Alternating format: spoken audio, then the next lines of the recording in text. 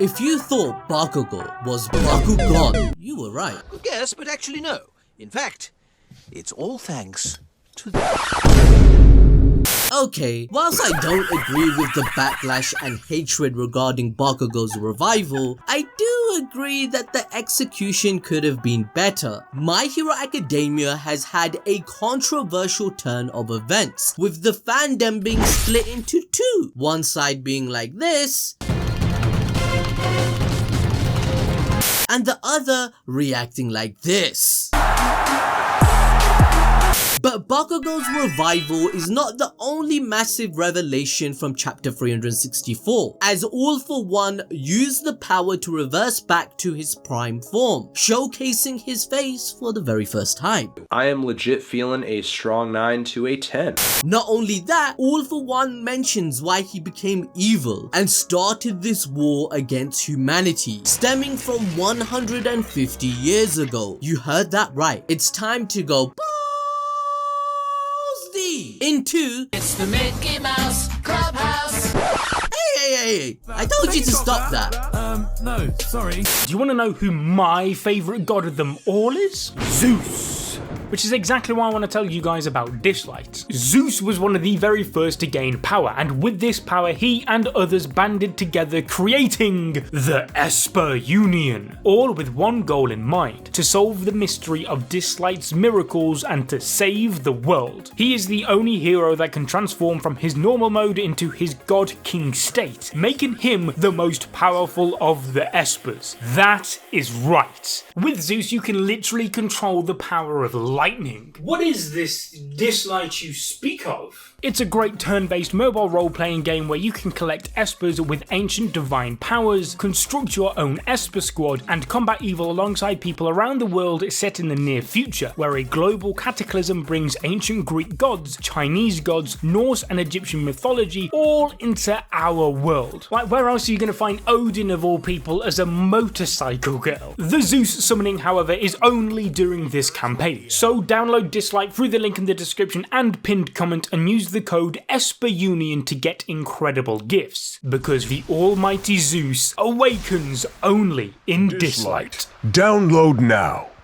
We speculated recently that All For One would use the quirk-destroying drug manufactured from Eri to rewind his body back to before it was injured. My Hero Academia chapter 364 answers all of our questions related to this. For one, remember, Shigaraki was the person to acquire the quirk-destroying drug from Overhaul. Dr Garaki was fascinated by how the drug was made from human DNA, and he used the power of anime bullshit science, big braining his way to reverse engineer it to the point where he managed to recreate the original effect. Also stating that Eri's quirk is further proof of the quirk singularity theory being true. Eri's quirk is a representation of a power that cannot be controlled by the user, and it brings about the destruction of the world, as eventually the next generations of children will catch up to her level of mutation. This means the quirks will become such a burden to the human body that they would create a dystopian society. This is further confirmed with the One For All users also agreeing with this theory, as Deku will be the last user of One For All, as there will be no quirkless humans in the future. Therefore, he most likely won't be able to pass on the One For All quirk.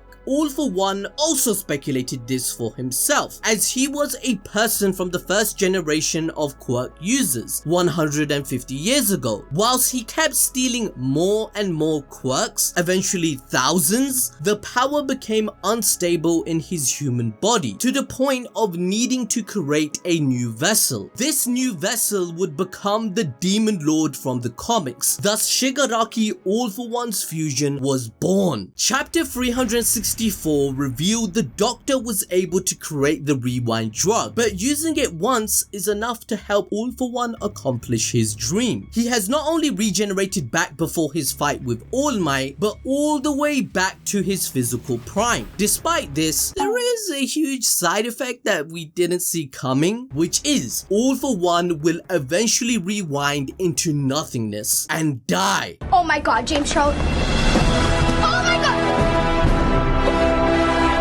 Yes, this drug technically is recreating the effect of Eri's quirk. The outcome will be the same when she accidentally used it on her father, who also rewinded into nothingness. The difference between Eri's father and All For One is that the process of the rewind will be slower due to the difference in process, along with the fact that All For One is 150 years old, so there are a lot more years to rewind back to. Regardless, All For One has no fear of his impending death, as he believes that he has already passed on the baton of his will to Shigaraki to take over his dreams. Plus, there is the fact that he lives in his head rent-free and can take control of his body. Yep. Do you ever look at someone and wonder what is going on inside their head? Tell us a goddamn motherfucker! All For One has finally shared his dream and makes a profound statement, explaining the core reasons why villains are feared. He states, "In this world full of countless cultures and values, it is an action that is frowned upon and loathed by everyone. This action is fundamentally something that obstructs the future they envision."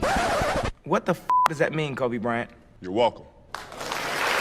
Well, it's time to enter my class of ABD University. Make sure to hit the notification bell to attend this class. All For One understands that the collective world is selfish to the point of wiping away anything which could prevent their desired outcome. In All For One's perspective, his actions that's loathed upon by the world will lead to a better future. Looking back holistically, All For One went against his brother Yuichi because he believes his ideology and plans have good intentions, where he should be judged upon them through that perspective. For example, remember in season 5 when he stated he's helping society because the power he possesses has a good outcome for those that possess quirks they suffer from or they do not want anymore, and then he gives away these quirks to people who deserve it or need it to better their lives. In a weird way, All For One is fighting for an alternative outcome, which can never be possible due to the majority's agreement of what is a desired outcome of what a society should be. So he takes it upon himself to be the very obstruction to block the future the world envisions, leaving the world no choice but to accept what they do not foresee. All of this reinforces chapter 316 when he stated how the people who fall are the ones that are labeled villains. This is a parallel and reflection of not only My Hero Academia's world but also ours, as the failures of society who do not conform to the norm or have moments of mental weakness are shamed instead of given a support system. All For One believes there is no such meaning behind taking pride in your individualism and your quirk, as at the end of the day we live in a controlled society, and if you do not fit in, then you will be excluded, being put as an outcast, and eventually being led to feeling ostracized, developing mental anxieties and disorders. This exclusion brings rise to the villains, the heroes that are set to fight and ultimately oppress. All For One adds that this system is instilled within the nature of us humans. Regardless of quirks, there are no exceptions. Fundamentally, this means that being unique is a problem if it goes outside of the boundary that determines what the limits of the uniqueness is. This also goes back to the concept of quirks, as the name itself implies a peculiar aspect of a person's character or behavior. Peculiar being strange, odd, and unique. All For One understood that no matter how we look at the world, humans will never come to unconditionally accept everyone for who they are or who they want to be. There will always be those in power controlling how they want society to be run for their own benefit. They have control over the media, control over enforcement organizations, along with secret services tying loose ends behind the public's back. For example, Lady Nagant represented that, or even Hawks resorting to killing twice for the sake of keeping the status quo. So in the end, order and acceptance is just a facade,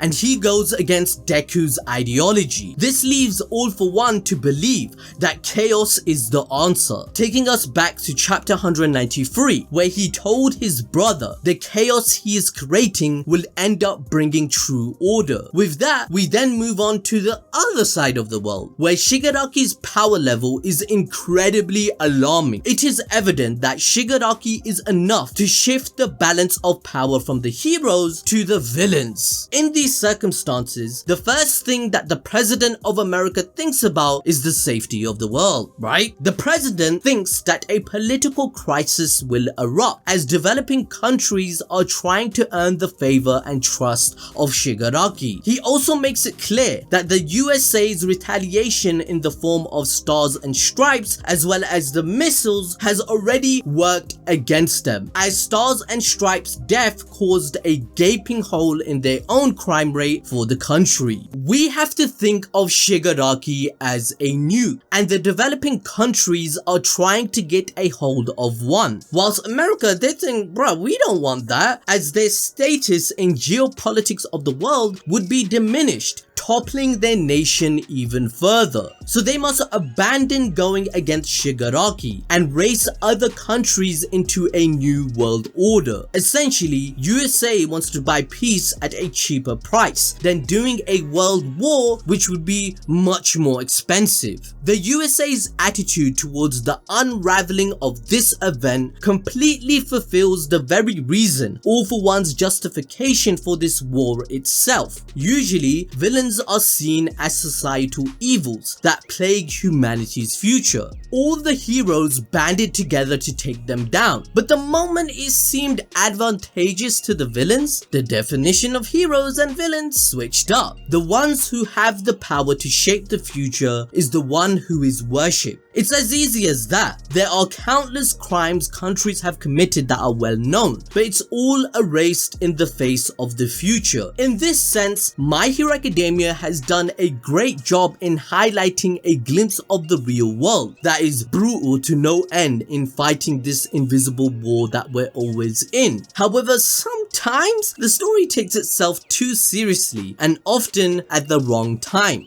These children are fighting as if they are child soldiers. The only difference between them and the young Titan shifters from Attack on Titan, for example, is that My Hero Academia portrays them under the pretense of being heroes. It doesn't change the fact that this much development has happened within 1 year of the students starting, and that's just extremely hard to believe, right?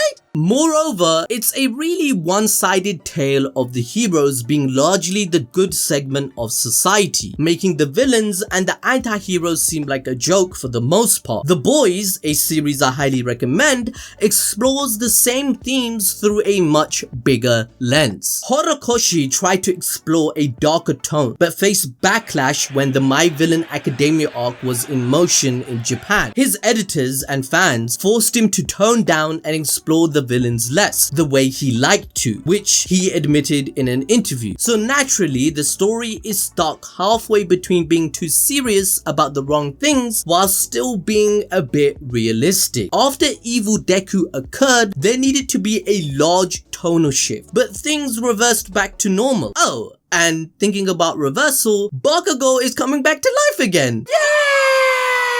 Fuji Boy stated on our Twitter, the whole speech about passing the baton solidified the whole reasoning pretty much. Horikoshi straight up gave us the explanation and rationality behind it before the final panel, and people still think this is an ass pull. Nismo also stated that it brought a tear to my eye, but at the same time, it was like, who was this guy again? At least give this guy backstory. These are the opinions I agree with. The metaphors and parallels in this chapter power are amazing. The themes and moral dichotomy are explored, but the execution of his revival via edge shot, it needed to be better. The message is clear. Heroes use their power selflessly to carry on their wills for the greater good, as the embers of fire will shine bright through the next generation that witness the actions of those heroes that help others in need. For example, Stars and Stripes became a hero because All Might saved her as a child in the first movie, and this inspired her, eventually snowballing into her becoming who she is. In parallel, All For One passed on his baton to Shigaraki. Bakugo's death could have shocked you, only if you missed the part where the plot armor quirk of My Hero Academia characters is pretty real. I never believed it for a second. He's out of line, but he's right. Best Genius helped Bakugo grow mature, both as a hero and a person overall. So it is true that he's someone who knows Bakugo's worth the most, other than Deku that is. If you have the notification bell on, you definitely need to watch our previous video discussing Deku and Bakugo's relationship, as it heavily hints at how the last quirk of One For All is unlocked, and that will eventually defeat Shigaraki. As good as this placement was in the chapter, it still does not do justice to the story's development. Edgeshot, Who? do you know what his quirk is? What? Do you know what his power does? No. Do you know his backstory? Huh? Well, yeah, well, you thought I have the answer? I don't either. An interesting thing to note is that Bakugo's future design that Endeavor envisioned does have his hairplay homage to Edgeshot. Take a look. Well, Best Genius and Edgeshot stepping up to save Bakugo at least gives ground against the whole child soldiers thing, and there's no reason why children like him should die. Edgeshot's quirk allows him to become a heart because he has the quirk foldable, giving him an ability to manipulate the thinness of his body as well as stretch his limbs. With this power, he can change his entire body into a heart. He will live inside Bakugo. So now that another man is inside Bakugo and will pump blood throughout his body to ensure he lives, this will make Bakugo receive a buff in using his quirk Awakening much better, as it will be more resilient than a regular heart that could not handle his sheer firepower that matched All Might in chapter 362. Bakugo finding out the truth will most likely feel pain, just like he did when he took down All Might's legacy, meaning it will push him further to become like Deku in ideals. That's why you should watch our previous video right now, as it explores their entire relationship and the final quirk of One For All. Have you ever wondered why Bakugo looks like the second user of One For All? Well, watch the video, it's right on your screen.